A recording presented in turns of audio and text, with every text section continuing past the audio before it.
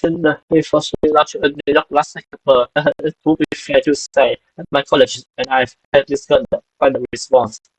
The H4C conference was what over 11 million times, sparking 1.2 billion social media conversations, culminating in the persistent hashtag becoming so popular that the benefits followers of its headquarters and men from almost every country in the world shut up for our commitment. Everyone, from Desmond Tutu to Prince Harry to Hillary Clinton to Yoko Ono, have still not support or contact us since Singapore training. Everyone from my house bedroom, merchandise being graded, 15-year-old boys writing to national newspapers, deploring female discrimination, young girls collecting hundreds of signatures. This all happened in the last 4 months. I couldn't have dreamed it, but it's happened. Thank you so much. Thank you so much for watching and thank you so much for your support. So what is the back hand by hand by hand? It's about inviting governments, businesses, and universities and having them make concrete commitment to change the equality. But I want to hear from the human beings that are behind this organization. Let's talk about some of my stories in September. What are your stories? Ross, who have been your mentors, parents, that you make sure your children experience equally. If so, have you done it?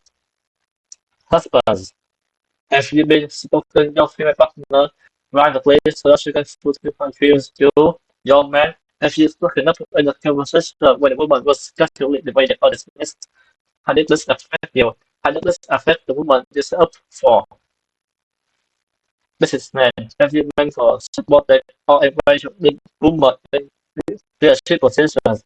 Writers, have you challenged the language and imagery used to portray women in the media? CEOs, have you implemented women's empowerment principles in your community? What change have you seen?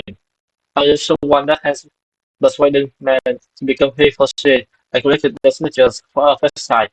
How many have you got? We want to know. We want to hear from you. One of the biggest pieces of feedback I have seen in speech is that men and women want to have, but they also have best to do it. Men say they have signed a petition. What now? The truth is, the what now is down to you. What's your history commitment with me is personal, and there is no best way. Everything is valid. Decide what your commitment is, make it public, and then please report back to us on the progress so that we can share your story. We want to support wider and reinforce your effort. Reinforce your effort. In fact, hand by hand by hand, it's about concrete commitments to change the visibility of these commitments and the measurability of them too. How has the campaign impacted me so far? I have had my breakfast turned away when a friend told me that since watching my speech, she has got herself being beaten up by her father. I've been turned up by the number of men in my life that have protected me since my speech to tell me to keep going and they want to make sure that others will be still alive to see a world where women have body economically and politically.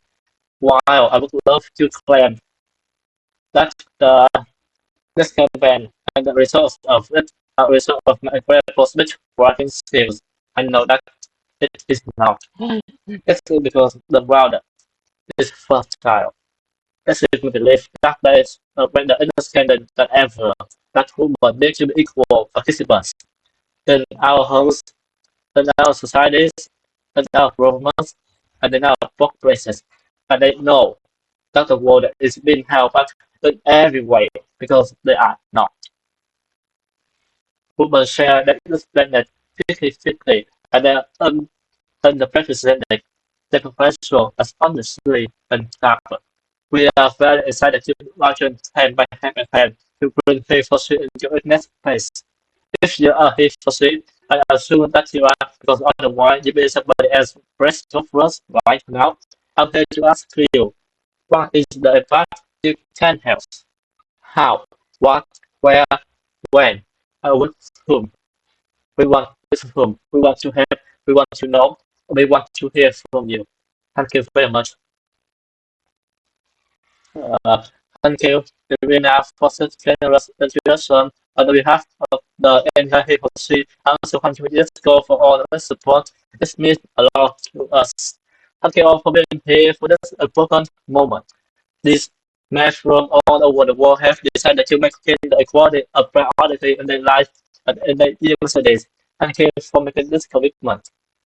I graduated from university 4 years ago. I have always been a fluent. I don't know how fortunate I am to have the opportunity to do so. Proud because it became my home, my community, and I put the ideas and experiences I have there into all of my social interactions, into my workplace, into my politics, into all aspects of my life. I know that my university experience shaped who I am, and of course, it does for many people. But if our experience of university shows us that women don't belong in leadership, but if it shows us that yes, women can study, but they shouldn't lead the seminar. But if what if as still many places around the world it tells us that women don't belong there at all.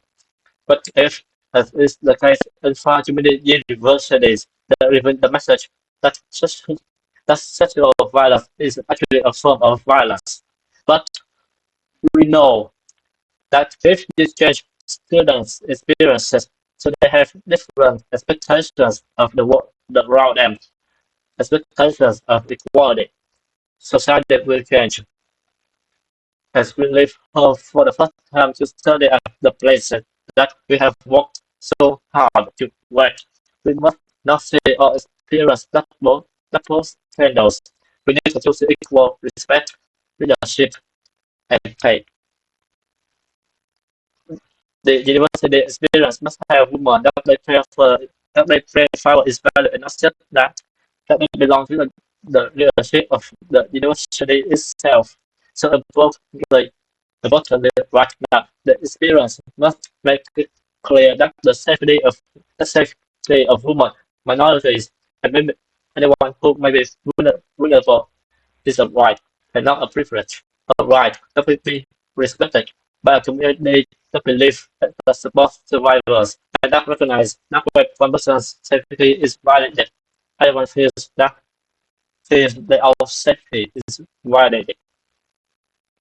University should be a place of refuge that usher away all forms of violence.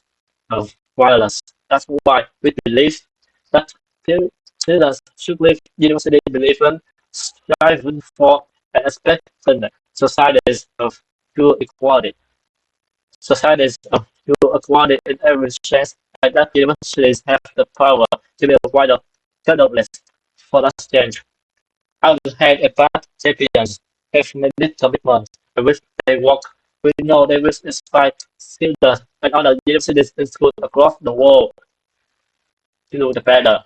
I'm delighted to introduce this report on the conference and I'm glad to hear what's next.